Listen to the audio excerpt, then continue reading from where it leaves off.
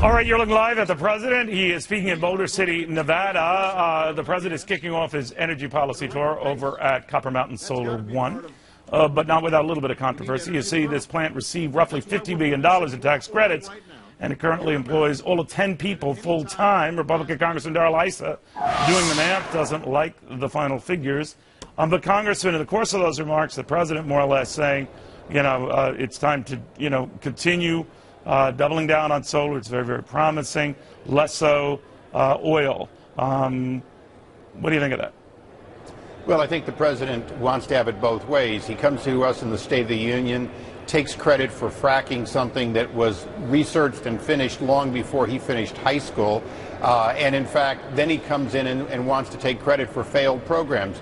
Yesterday we had Secretary Chu before our committee, and we had to point out and push for him to officially defund a $1.4 billion program that had failed to meet its stimulus deadline, partially because they were using Solyndra and First Solar assets, if you will, that were no longer available. More importantly, program after program we showed were not innovative, didn't meet the laws passed by an all-Democratic House and Senate, and yet the secretary gave himself an A on the handling of the program. I saw that. Then we asked him about gasoline prices that went from $1.80 to $3.80 under his watch. He gave himself an A. But also now you've just heard from there was a Democratic congressman earlier, and the White House is obviously supporting this effort to rein in speculators. Is there a big reason why gas prices have climbed to the degree they have? What do you think of that? Well, I think the problem the president has is that everything he has done has been on subjects other than oil. The only thing he's done on oil is take credit for what has been done on private lands in spite of his reducing oil exploration on public lands. So he doesn't have the credibility to say, I've done everything I can and the prices have still risen. Just the opposite. He's done everything he could to show that America wouldn't make the investments in oil self-sufficiency, and then he wants to say, but it's not my fault. But he also does, I'm getting a sense, Congressman, you're closer to this than I am, that he just doesn't like the oil industry. In this speech we're monitoring right now, he's really ripping on the new one, their tax subsidies, their benefits, whatever. And that might be fair game. A lot of these guys are making money hand over fist.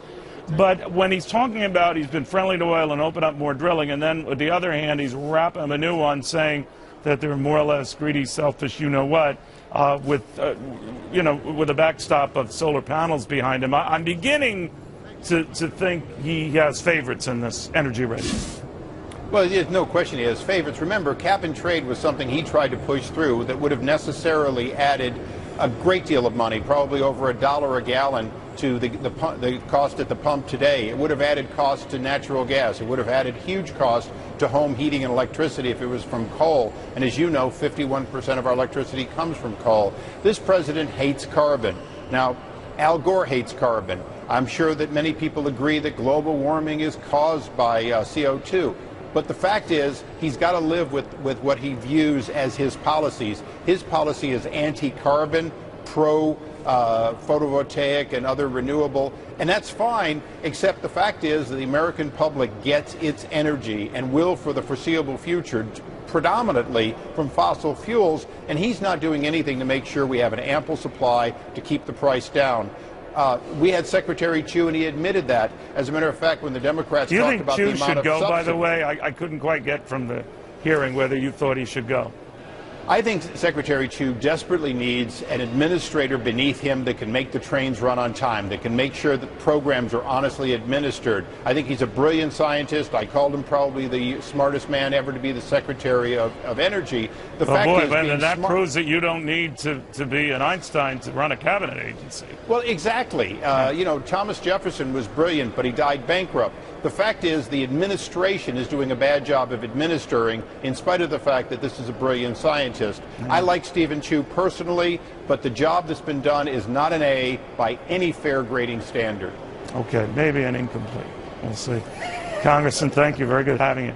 Thank you, Neil. Well, the government says they're